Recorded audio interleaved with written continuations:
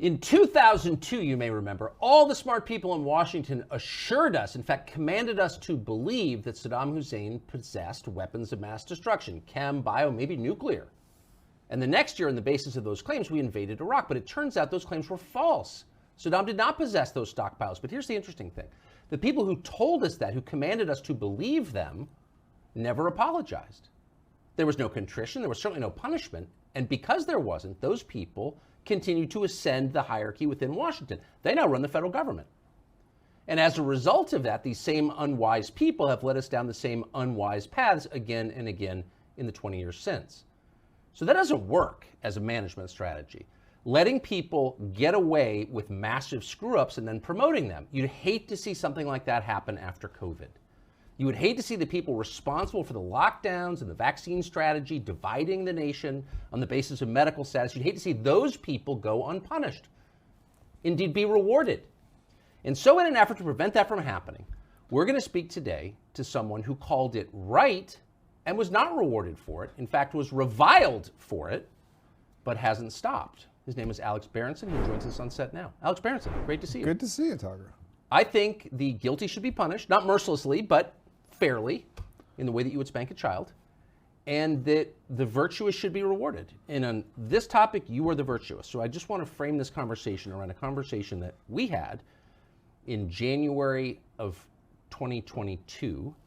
And that conversation was described by the Washington Post as the most dishonest and dangerous segment ever to air on our show. Here's what it looked like. I have not said this to you before because I'm pretty careful and I'm pretty careful with the data, but these vaccines, these mRNA vaccines, the mRNA COVID vaccines need to be withdrawn from the market now. No one should get them. No one should get boosted. No one should get double boosted. They are a dangerous and ineffective product at this point against Omicron. The spike that they make your body make that you then produce antibodies to is not the Omicron spike. And earlier today, Tony Fauci said, we're not going to give people monoclonal antibody products, because the first generation products, because they don't work against the Omicron spike. The same logic applies to these mRNA vaccines, and giving people boosters, even if in the very short term it knocks down infection rates, there's a boomerang effect, and that's what they're seeing in all these countries. Dishonest and dangerous. That was the Washington Post assessment of that clip right there.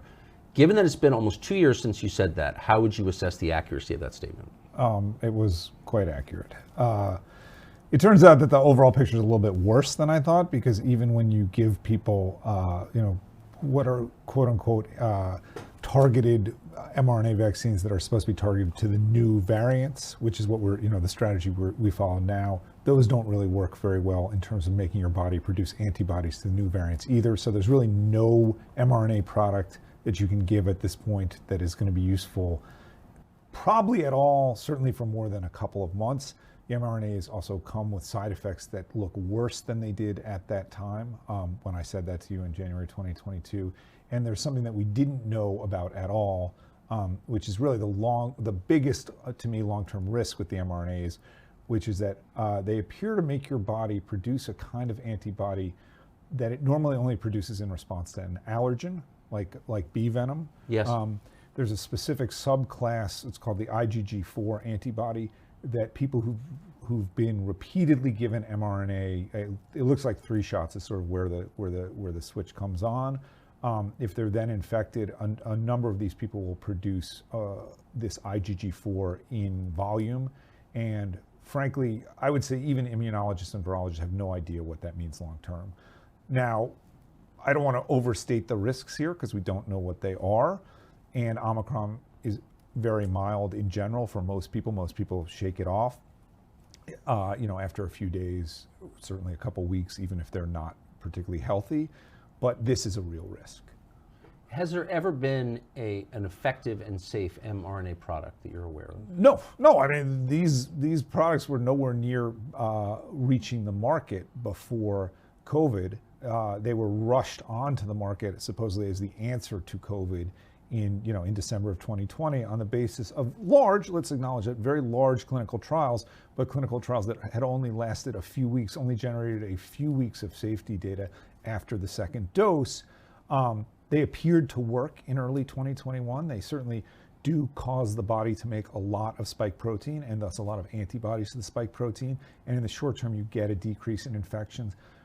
To me, the real,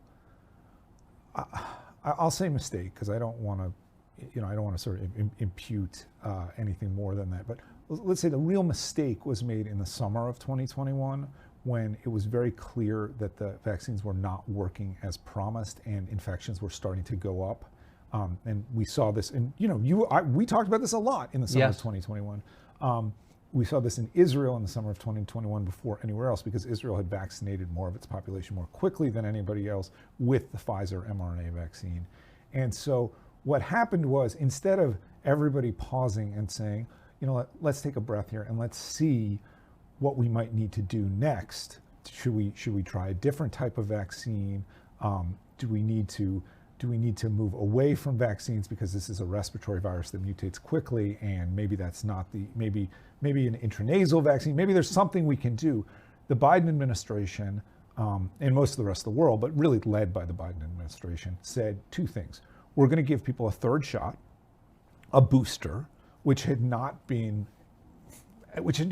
tested on, I believe at that time, a couple of thousand people worldwide.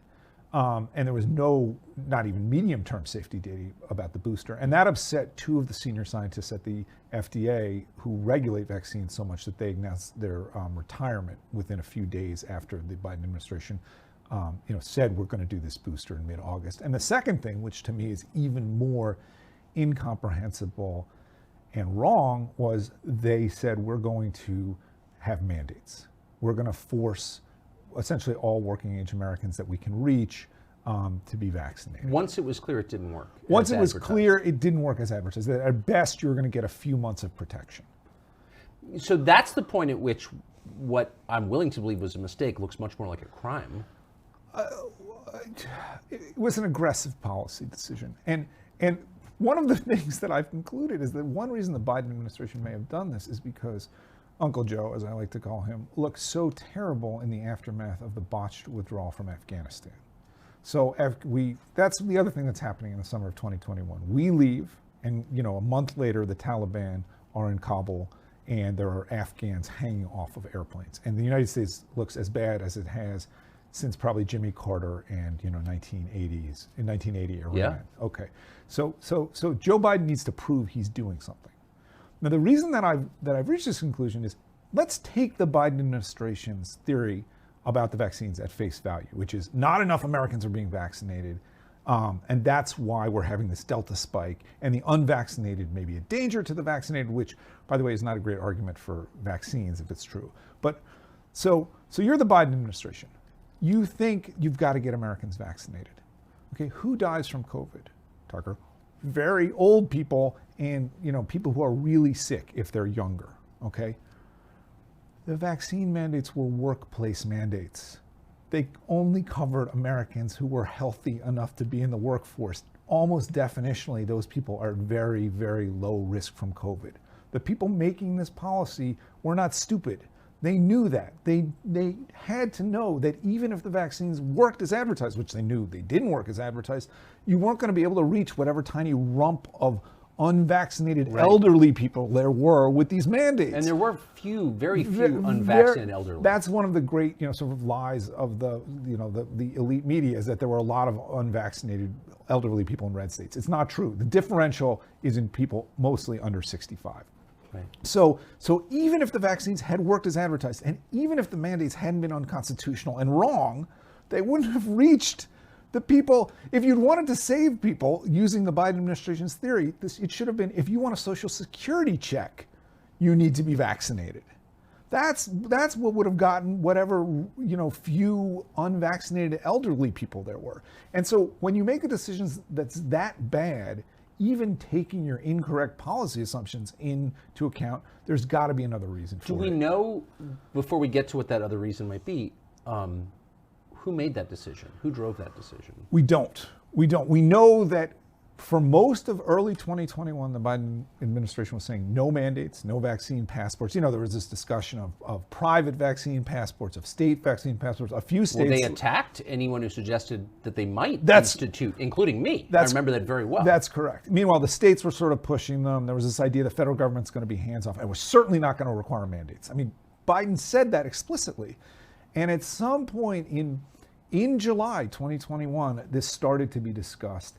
And in a matter of weeks, without a congressional hearing, without a policy roundtable, without anything, it went from this is not something we're going to do. We're just going to we're going to give people a shot and a beer. There were all these sort of ridiculous ridiculous incentive programs, which to me were completely wrong too, because you're essentially trying to bribe people into taking a pharmaceutical product. But those are better than mandates. It went from we're never going to do this to we're doing it. We're doing it to, Biden didn't say punish, but he did say I'm frustrated with the unvaccinated. It was a pandemic of the unvaccinated. It was he blamed Americans for a Chinese virus. Yes, he did that too. So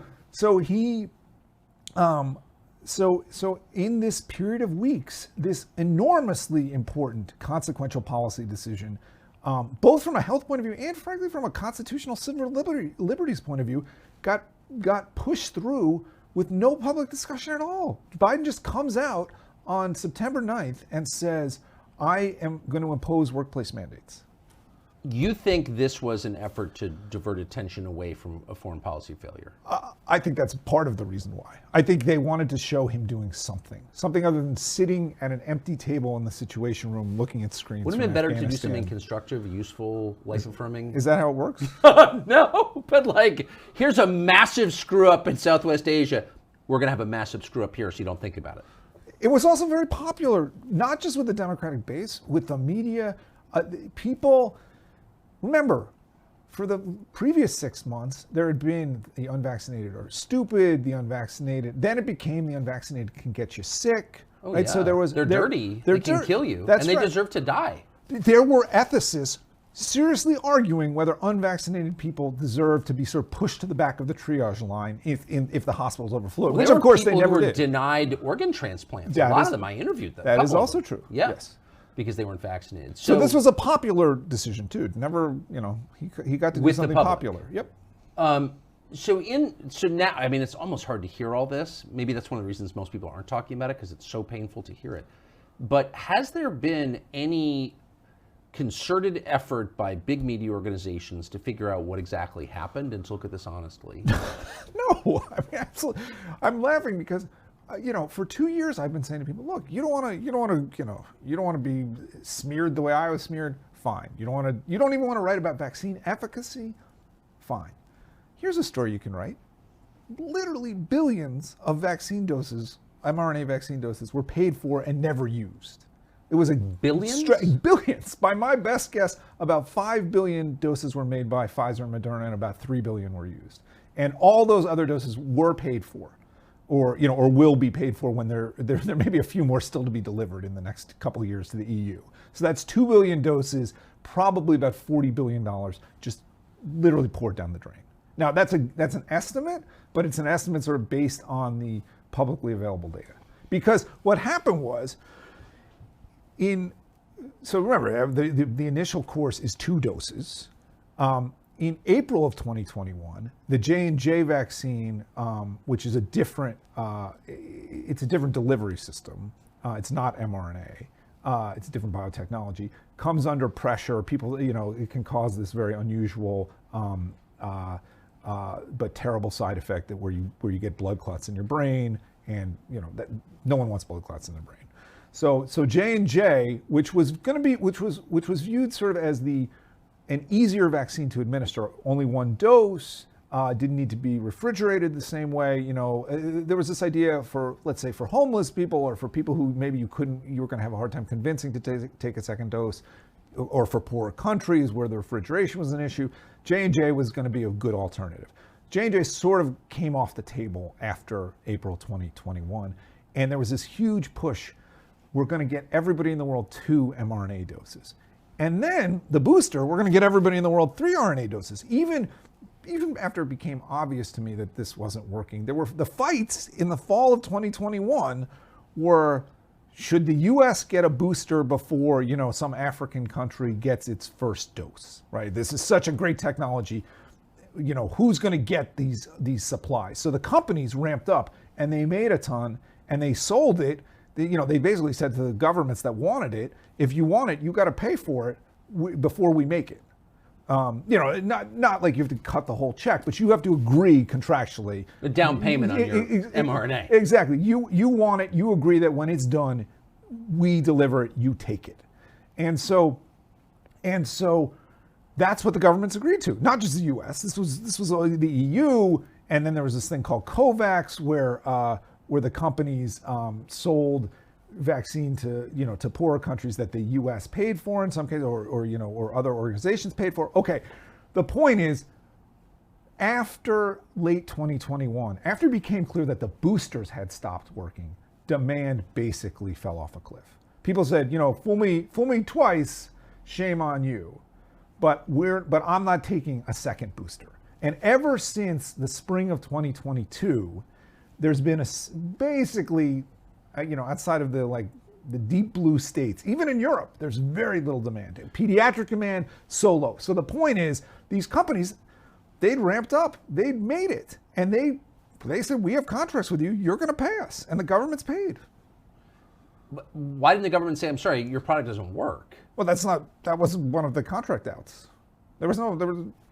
So you're saying that all of this proceeded for a full year in the face of overwhelming evidence that it didn't work and that it harmed people because it was a political diversion. That may be true. I have no way of knowing. I do, however, have sympathy for the people who say, wait a second, there's something else going on here.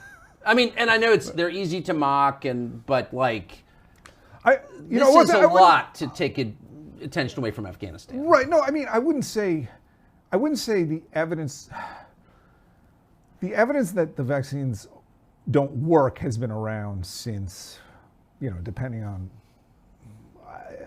how you want to argue it, since the summer or fall of 2021. The evidence that they're dangerous, is slower to develop, and the risks are more subtle than the people. I knew someone who died of a heart attack in January of 2021 and was told, and his family was told by the doctors that that's vaccine death right there. I know 2 other people who I'm really close to who had heart attacks after taking it, and that's just my little world, which is very small. So it was definitely out there. So what people would say is people have heart attacks. Yeah, but not, I mean, I've lived here for 54 years. I've never, had 3 people I know have heart attacks in a short period of time, days after taking the vaccine. The reason that I push back on this is if the danger was more obvious, it would be easier to make the case that I'm making, that this technology is not safe or effective, right? I don't, see, this is where I guess I'm a little different than you are. I don't believe that this entire regulatory apparatus would ignore screaming danger signs. Okay, I don't believe doctors would. I don't. I think that the problem is that the dangers But it seems like there are screaming dangers. I mean, maybe I'm just totally imagining it. I'm, not an epidemiologist, but I mean, that's a lot for the small group of people I know. And moreover, it does seem like there has been a spike in unexplained death. I mean, so let me give you a counterexample, which is there's a military. The military obviously was very highly vaccinated, and the military reports its healthcare statistics and by year, pretty at a pretty granular level, and I've looked at those, okay, because once I found that, I was like, wow, if there's a signal, it's going to pop out here. Yes. And it doesn't pop out. Okay. By the way, I'm not saying to you that the vaccines can't kill people, that they don't have autoimmune, that they don't cause autoimmune problems in some people, that they don't cause strokes in some people, that we now have evidence they cause seizures in some little kids, I wrote that story about 3 weeks ago on Unreported Truths on my website, or on my Substack, and about a week later, the New York Times wrote the story, and they quoted doctors saying, oh, well, the vaccines are going to cause fevers in some kids, so we would expect this. You would expect this? You didn't tell any parents this until the FDA published a paper where they had to admit it. So this is, I mean, I guess I'm arguing against myself. Yeah, you are pretty persuasively. but there are signals. There are things that have turned up. Let me just, why would it fall to you to look at the data? Why would it fall to me to make guesses about where is the national federally led effort to get to the bottom of the effects of these vaccines on the entire population? There isn't one. How can there not be? I'm just a reporter. No, I'm serious. Where's the CDC? The CDC is promoting these. They're still promoting them for children, for a virus that can't touch healthy children, that all kids basically have had by now. And when I say can't touch, I'm almost willing to say that with no, again, 1 in a million, right? There's a slight chance, but it can't touch healthy children. Every kid has had it, and we know now these vaccines can cause, or there's a strong signal that they can cause seizures. What are they doing? All over the rest of the world, they're not doing this, okay? So I don't know what we're doing, okay? I tend to believe policy gets set, people fall in love with it, they just won't admit they've made a mistake. So there are no ethical people at CDC, none? I mean, because what you're describing, I'm just using your descriptions, which are highly informed since you do this for a living. You're describing something that's horrifying and evil, and why doesn't just the facts that you stated? I'd say that's evil. So where are the CDC employees who are saying I'm not participating in this? So I don't know. I guess what they're saying is no kids are getting the shots anyway, so it doesn't matter.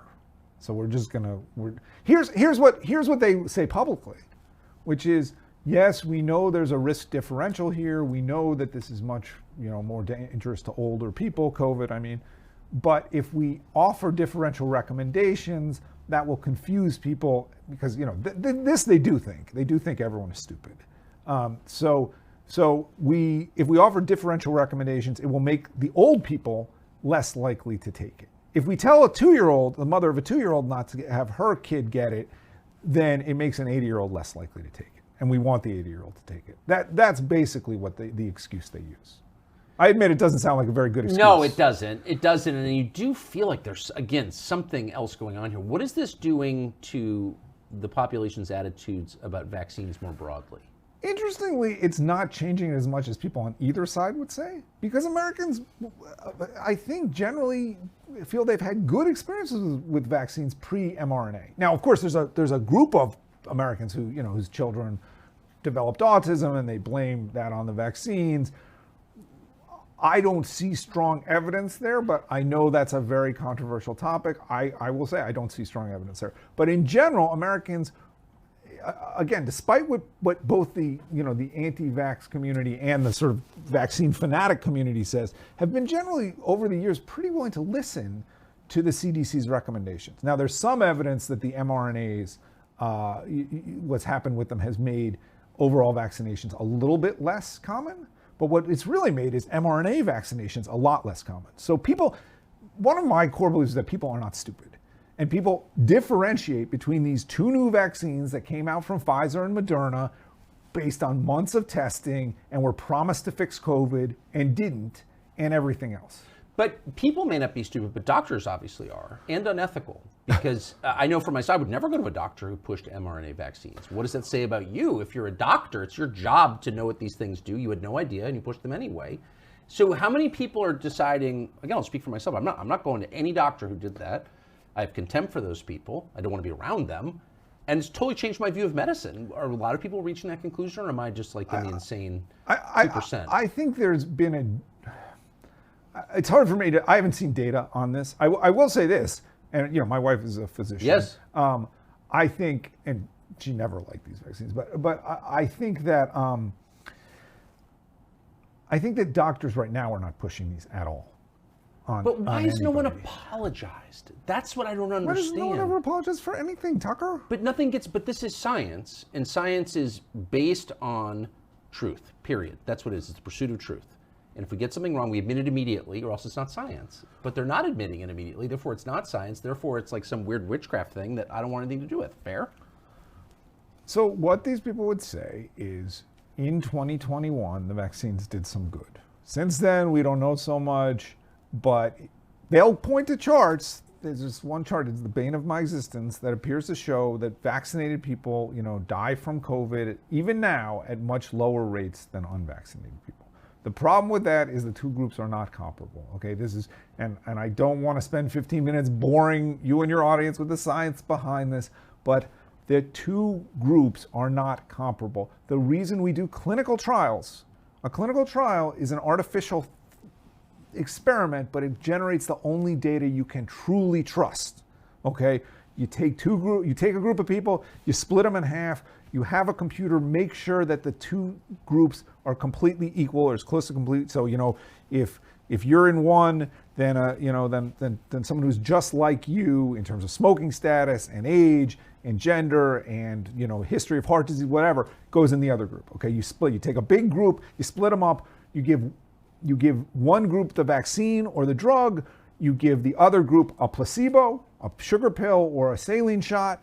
You follow them, nobody knows who got what, and at the end, you can say, okay, this benefit came from the vaccine, or this injury, this safety problem came from the vaccine. You need that data. The truth is we never really got that data about the mRNAs because we blew up the clinical trials much too soon. And so we're all arguing on the basis of incomplete information. And the people the people who understand this are mostly on the pro-vaccine side. They mostly either indirectly or directly get money from Pfizer or the federal government, or people with a giant stake in vaccines. And so I am arguing a lonely battle here. You certainly are. But so and I should just remind our viewers who maybe haven't followed your career in the detail that I have, that you waited a long time before even addressing questions about vaccines. I mean, you originally were just pointing out the disparities between what they were claiming about COVID and what the data were showing, as I remember. Yeah, yes. I didn't even think you wanted to get into the vaccine stuff, but you kind of had no choice. Yes. Right. So you were not like some anti-vaxxer going back with Bobby Kennedy 30 years. No. At all. So, but one common sense question that no one's ever adequately answered in my view is, why weren't physicians and the public health community encouraging people to be healthier? Especially when it became obvious, like the first week, that fat people were at a greater risk of dying.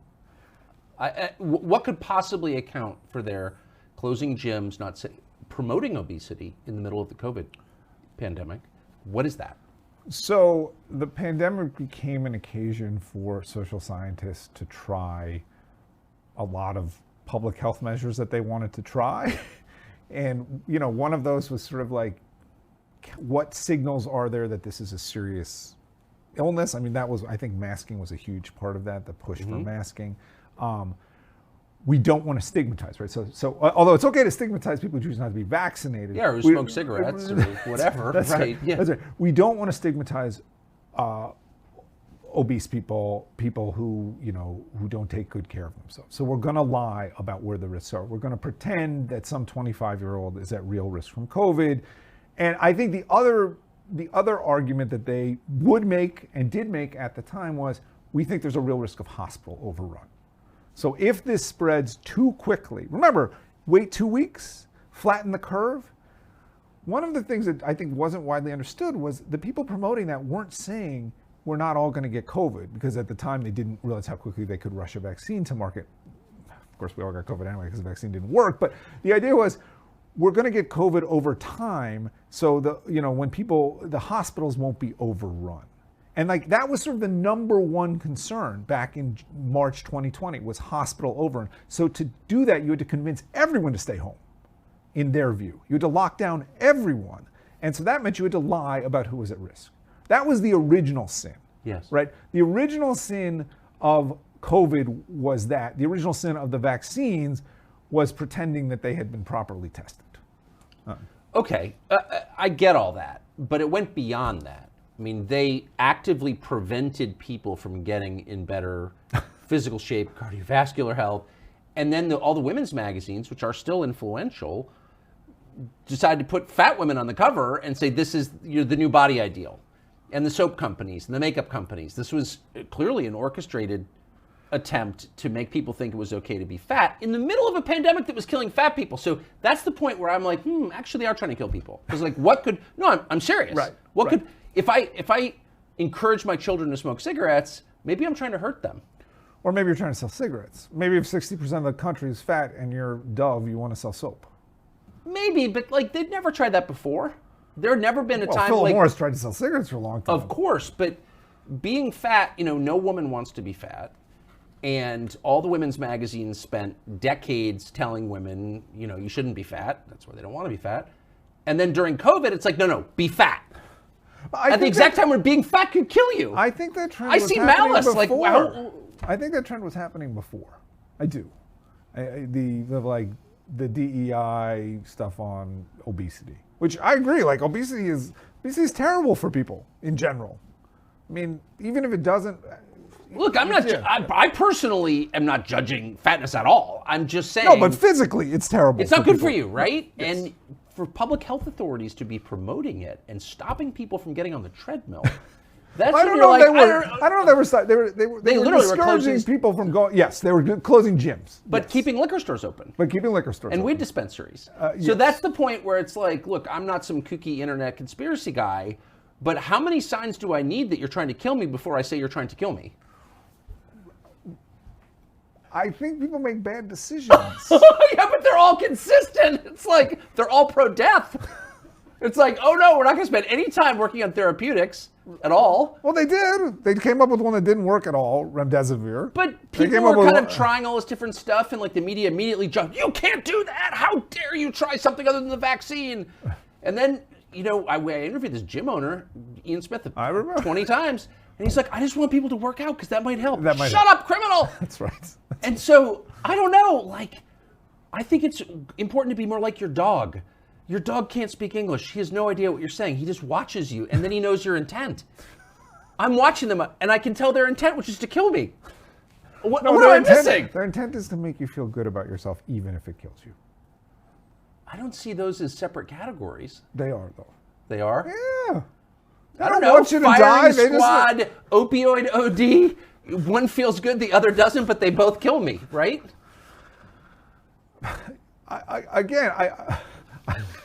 You're not going to get me to say it. No, because I don't really believe look, it. I don't understand what happened during COVID, but I at all. And last thing I'm going to do is going to speculate or say anything that I can't. You speculate all the time.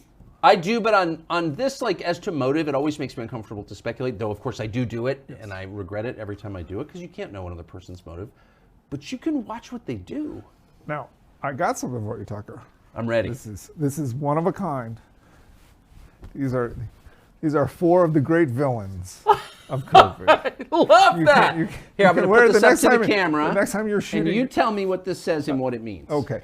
Fauci and Gottlieb and Slavitt and Borley. Now everyone knows who Tony Fauci is. Now, the bottom guy's a veterinarian, I think. He is. He's also the head of the world's largest, or what was the world's largest in 2022, pharmaceutical company. Great. Andy Slavitt was the senior advisor for COVID response under the Biden administration from in early 2021. And Scott Gottlieb is the former head of the FDA who left the FDA and 3 months, I believe 3 months of the day later, which was the earliest he could, joined the Pfizer board, where he is a senior board member of Pfizer. He also is on CNBC all the time, where he always manages to say something good about Pfizer's products. So these 3 of these 4 men, not Tony Fauci, are defendants in my lawsuit against the Biden administration and Pfizer for their unconstitutional efforts to silence me and get me thrown off Twitter in 2021. So can I just, thank you for that. I will wear this with pride or without pants. But either way, I will have this on. It's one of a kind. It leads to a question I've been wanting to ask you since we've had so many interviews over the years, but 2 questions. One, you became very focused. I mean, you were a successful novelist. Your books are in my shelves at home, actually. Former New York Times reporter, you had this whole life that had nothing to do with any of this, and you just basically threw it all away to go after this story. Why did you do that, and what have the effects been? I did it because I didn't have any choice. Because it's you take one step and one step and one step. I remember once being in a You don't have a choice. You go write your novels. No, you don't have a choice if you're a certain type of person or a certain type of reporter. I remember I was once in Iraq in 2004, and I'm not a particularly physically courageous person, but it's a war zone, and I was talking to a colonel, a lieutenant colonel who is a tough guy. And we were sort of out there, and he said, this is just what you do. Like, you just, all of a sudden you're in the middle of it. Like, you just take a step at a time, and then there's kind of no going back.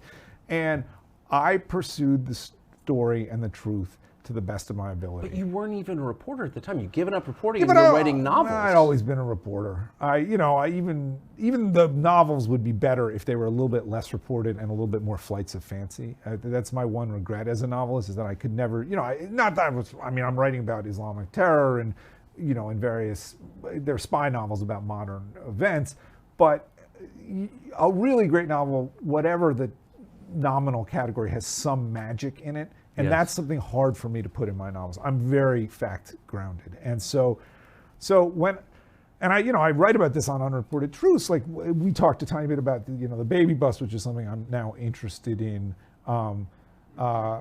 because I look for stories that, as an individual reporter who's not working for the New York Times, I can do in a credible, reasonable way. It'd be hard for me right now to go to Israel because I don't have a big organization backing me up if I get shot in the head or something, right? So these are, COVID, believe it or not, is very data driven and is a story that I could follow. I look for stories where I think I can add something to the conversation because the mainstream media, usually for political reasons, doesn't want to report on it, and I look for stories that are important. And COVID obviously was the most important story. Do you look for stories that will make you super unpopular with everyone you've ever known during the course of your life? That's just an added bonus. Losing 3/4 of my friends and messing up my marriage was just an added bonus. But you kind of knew that. I don't mean to pick at an open wound, but you kind of knew that going in, because anyone who asked, I remember the first couple posts you wrote on this were greeted with ferocity. People were very angry. I don't like being told what I can and can't ask. That's a spirit. By anybody, and certainly not by the Biden administration or Pfizer. Okay, this lawsuit, we have filed our initial suit. They have filed a motion to dismiss, all three of which are the federal defendants. Andy Slavitt is his own defendant, and then Albert Bourla, who's again the chairman of Pfizer, and Scott Gottlieb have their own lawyers. I guarantee you, this is a good day for the law firms, right? But so they've tried to dismiss it. We've now filed a response to the motions to dismiss, which I think is very strong. And by the way, we're now asking for third-party discovery, meaning we want Twitter to turn over everything that Pfizer or the White House said about me. And Elon, I'm hoping, Elon, you'll hear this and you will tell your lawyers to do this and not fight the third-party subpoena. But so if we can get past the motion to dismiss, and I believe we can, we will get the discovery on what the White House and Pfizer were saying to each other about me, and possibly somewhat more broadly in the summer of 2021 about the vaccines. And that the world needs to know what was really going on, why everything changed, why the public attitudes towards vaccine skeptics got so much harsher, why there was a push for boosters, why there was a push for mandates. I'm not really exaggerating when I say that this lawsuit is maybe the only chance that we're ever going to have. Has anyone come up to you in your personal life to say, congratulations, you've been vindicated? You took a lot of crap, but you turned out to be right. One person in my town has said to me, you know what, you were right about the lockdowns. No one's ever said it about the vaccines. I think people just want to forget the vaccines, most people were vaccinated, obviously, and they certainly want to forget what they thought and said to unvaccinated people. There's a fascist strain right beneath the surface that I did not perceive until that moment, and it was very distressing. One thing my wife said to me, I can't remember when, and she was right. She said, there's a large part of the country, must have been 2021, that if Tony Fauci said to them, this will just end if we just burn Berenson at the stake. Just burn him at the stake. That's all we got to do. Like, there would have been people with pitchforks on our doorstep. And she's Canadian. I think she was, although the Canadians behaved terribly. Well, the Canadians are very easy to control. I mean, it doesn't take much. But Americans, you're from this country. You grew up here. Yeah. Were you surprised? Yes. Oh, this is what I wanted to say to you earlier when we were talking herd instinct. Okay, we were talking about the baby Yes. bust and how easy it is, and why parents don't challenge, let's say, as you mentioned, DEI stuff in classrooms that they might not like for their kids. I mean, just go back 3,000 years, okay, when somebody committed a crime. There were no prisons, right? So how did you punish that person? You left them. Yeah. You left them on their own without the protection of the herd, and mostly those people died, right? We think we're lone wolves, but we're herd animals. And if you can get, 60, 70, much less 80 or 90% of the population moving a certain way, it gets harder and harder to stand up. And so, I mean, I think that force is overwhelming, and it doesn't. And I think the U.S. actually has more people willing to stand up, but that doesn't mean it has a lot. So, given that, what's the next iteration of COVID? I mean, we're moving into flu season. Yeah. So I don't know what's going to happen with COVID. If Omicron stays this mild, it'll just be something. It'll run through nursing homes sometimes. It'll hurt some people. Assuming the IgG4 thing doesn't become a true problem, there will be people who will be sick.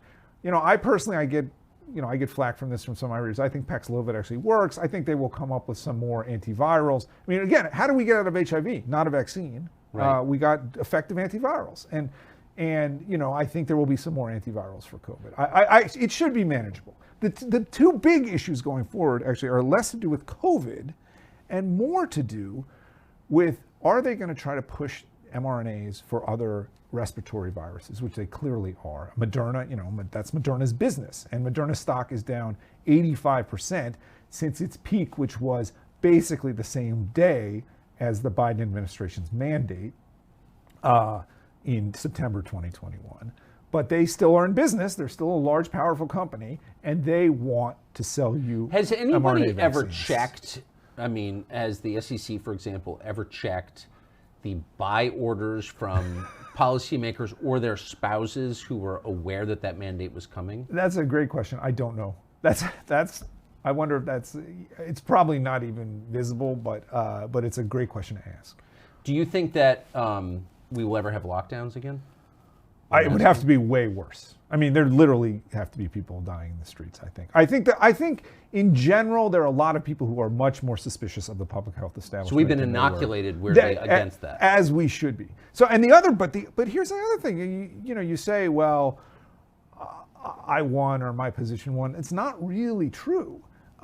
Here's the virology community continues to push gain-of-function research. They continue to push these wandering into caves looking for the worst possible virus. I mean, it's increasingly clear that virology is toxic and dangerous, at least this part of it, this emerging infectious diseases part of it, because you're much more likely to cause a pandemic than to prevent one, either by messing with viruses in labs to make them more dangerous, which is really the most insane idea possible, or just going to these caves, like where the bats are not bothering anybody, and looking for dangerous viruses. And here's the like, to me, one of the best pieces of evidence for this. Let's pretend that the Chinese lab is not the source of that. So by source, I don't mean that it was fully created there. I mean they were probably experimenting with it and it leaked. Okay, well, I want to be clear what I'm saying. But let's pretend that this didn't somehow escape from a Chinese lab. Let's pretend that the people who say that this came out of a farm in Wuhan, or the wet market in Wuhan, a pangolin, yes, a wet market in Wuhan, are actually telling the truth. Yeah. Okay. The best thing you can say then is that this effort, led by Peter Daszak and funded by the U.S. government, that Tony Fauci was aware of, that the Chinese were very invested in, that was supposed to help prevent the next pandemic, did nothing to prevent the next pandemic, even though the next pandemic happened under their noses. That's the absolute best case for what happened in 2020. We funded a ton of research that did nothing to help us predict what the next problem would be or stop it when it happened. So what on earth are we doing? It's just like the vaccines. Certainly at this point, all downside, no upside. The rational person stops gambling in that position. Yes. But go to a casino, Tucker. There are a lot of irrational people. But if you're promoting that, and if you're at any point along the chain of COVID policy that I think inarguably got a lot of people killed and wrecked our economy and destroyed a generation of children who are now illiterate, et cetera, et cetera, et cetera, has anyone ever been punished for that? No, absolutely not. Has anyone not been rewarded for it? They all seem, so like what, can you tell us what these four guys are doing right now? Sure. Well, Tony is, he's given talks, I believe, at 6 figures a pop. He still has Secret Service protection. He still has Secret Service protection. My neighbor in D.C. just took a picture of him in our dog park in Northwest Washington, followed by Secret Service detail. Yes, he does. No, he certainly does. Do you have Secret Service protection? I have a couple dogs that bark a lot. Yeah, perfect. So Fauci works at Georgetown. He's a millionaire. Yeah, Scotty Gotti is still, he has protection. Pfizer pays a couple $100,000 a year for his protection because he's so much at risk. Gottlieb has a security detail? He certainly does. You can find the details about it in the Pfizer proxy statement. He's on all the boards. He's on CNBC. He's never apologized for slandering me or anything else. He's doing just fine. Slavitt runs a healthcare-focused venture fund that funds things like getting trans medicines to young teenagers in states where they aren't going to necessarily need to be seen by a doctor. True story. That's one of the, and I may be exaggerating slightly, but that is the point of one of his venture capital investments. And Albert Bourla remains the chairman and CEO of Pfizer Incorporated, and gets about $35 million a year. So all of them are fat, happy, and continuing to spread evil. Yes. By the way, these two gentlemen, Scott Gottlieb and Albert Bourla, their lawyers accused me of being in it for the money. So from your Substack? From my Substack, yes. Do you make more or less than $35 million a year on your Substack? It's close, but a little less. By the way, just to go back to the 5 billion doses, 2 billion, poured down the drain, the companies are paid for. No reporter, actually a few reporters in Germany, they were for whatever reason, they're a little more interested in like the federal purse, have noted that, hundreds of millions of doses in Europe were wasted. But I've never seen a story like that in the United States. And ironically, you can find tons of stories about how Africa was going to be the next terrible wave, even into 2021, when it should have been clear to everybody that the African demographic is so much younger that there is basically zero risk from COVID. You can still find all these stories about how we have to get vaccines to Africa. We have to. The number of mRNA vaccines or COVID vaccines in general taken in Africa is near zero, certainly outside of South Africa. And my joke, it's not really a joke, this is the first time in history when rich white people have demanded to be the guinea pigs for an experimental medicine. Yeah. Well, national suicide. And speaking of, last question, but you alluded to this a second ago. Your new interest, or one of your new interests, is in the population and its decline because people are not having kids. Yes. What's the overview? So, obviously this has been going on for a while. We've been below replacement birth rates in the U.S. We're a little closer in the U.S., but in East Asia and Western Europe. But birth rates in general are trending down worldwide too. Even Muslim countries too, they're trending down.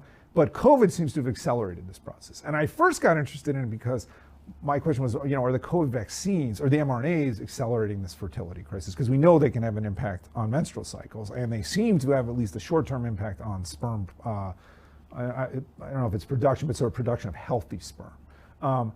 My conclusion right now is you can't really find an mRNA effect because this is happening in China too, where which didn't use the mRNA. So, but all over the world, and certainly in the U.S. and in Europe, it's most visible in Europe and in East Asia. Birth rates have suddenly gone off a cliff. The South Korean birth rate now is barely 1/3 of replacement level.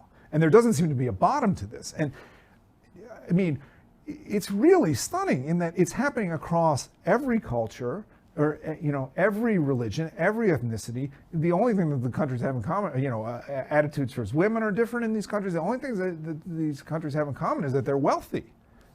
So you're saying, and now that I think about it, it's probably true, the birth rate in South Korea is lower than the birth rate in North Korea. That's a great question, but probably true. I haven't looked, but yes.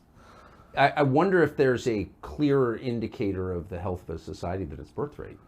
I mean, it's certainly hard to square that with a healthy society, or not a lot of anxiety among young people.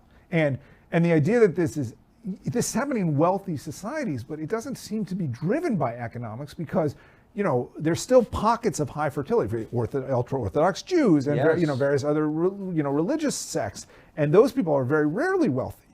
So it's not a problem of lack of abundance. It's caused by abundance. The richer you are, the fewer kids you have. Although at the very top, certainly in places like New York City, there's Elon. Right? No, you Okay. see this where there is a little I'm bit trying of my best. kids as a luxury good Yeah, at yeah. the very, very top, but not broadly. So this is something I'm just beginning to explore. I know you want me to make some grand pronouncements about it, but I find it fascinating. It's obviously fascinating to readers. Because I wonder what's more important than reproducing. Right. Well, my joke is it's the future of humanity is at stake. Now, obviously, we're not going to get to zero anytime soon, but it's pretty striking. And somebody said to me yesterday, well, it's about the Earth's carrying capacity, and that's just nonsense. I mean, we can support far more than 8 billion people with current I wonder, though, you hear a lot of chatter about, depopulation strategy. I don't know if it's a strategy. I doubt it was hammered out at Davos or anything, but clearly there's a depopulation instinct. Yeah, that's what's so bizarre, right? Clearly. Let's Let's look at the effects. I mean, if you cared about your country, you'd want people to have kids, right? Do you want grandchildren? Of course. Because you love your children. Right. So if you loved your population, you'd want them to have kids. I mean, I agree. It seems like a very basic idea that a healthy society at least retains its population. And, the countries in East Asia are already beginning to shrink, amazingly. Taiwan is shrinking. I mean, and as Elon said to me, this was a few months ago, he said, you can make it very complicated demographically, but it's actually very simple. Multiply the current level of births right now by 85, and that's what the population will be in 85 years, assuming the trend doesn't continue. Right. So for a country like Taiwan, they have 130,000 births this year. They have 23 million people. 85 times 130,000 is about 10 million. So that when I say they're not close to replacement level, I mean they're not close to replacement They're level. going extinct. Well, if that continued at that level, you would be, you'd be down 90% in 100 years. I mean, it's pretty stunning. I look, these things can reverse. You look at, popularly the baby boom, post World War II, there were tremendous, growth in population in the U.S. and Japan and other countries. So these things can reverse, but there's no sign it's even stopping. Can I just throw one final thing at you? So the conventional view has always been, well, this is a result of birth control. It's become much more sophisticated and widespread in the past 50 years. But if you look at the rate at which people are having sex, they're not having sex. They're not having sex. Young men not having sex. So, I mean, who saw that coming? But that's probably about the darkest thing I can think of. What is that? Right. That's part of this. I mean, and it's funny, right? Because for a couple years in the aughts, there was, the internet is, it's gonna there's gonna Tinder. They're all gonna be screwing all the time, all the youth. It turned out that's exactly the opposite. It didn't happen at all. And Which is worse? The latter is worse. Not is worse, I think. Way worse. Way worse. Well, I just want to, first of all, thank you for the lovely sweatshirt, which I will wear this afternoon. All right. And also to congratulate you on being vindicated. And no one else is Even gonna say if it, no but one I'm else gonna say it. notices. No one else notices, but I noticed. Unreported truths, my friend. Dishonest and dangerous. Okay. Alex Berenson, thank you very much. Thank you, Tucker. Free speech is bigger than any one person or any one organization. Societies are defined by what they will not permit. What we're watching is the total inversion of virtue.